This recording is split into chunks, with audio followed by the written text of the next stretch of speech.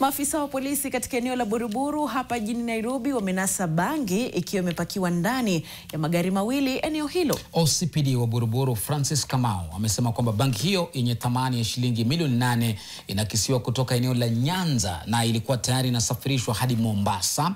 Bangi hiyo, mtazamaji, ilinaswa baada ya maafisa wa polisi eneo hilo kupata habari kutoka kwa wananchi walioshuku mienendo ya wamiliki wa magari hayo mawili. Francis ameonya wenyeji kuwa waangalifu na kushirikiana na polisi ili kukabiliana na ulanguzi wa mihadarati. Mshukiwa mmoja anazuiliwa katika kituo cha polisi cha Buruburu huku uchunguzi ukiendelea.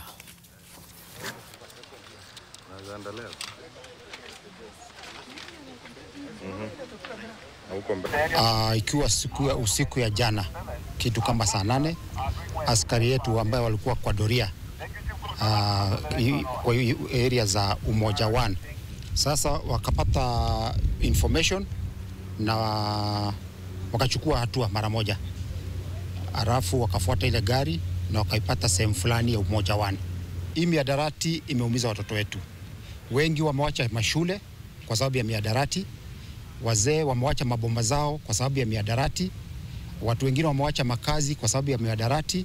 Kwa hivyo ni tahadhari napeana kuwa wale wanauza hivi vitu hawana bahati. Tutasukumana nao kabisa.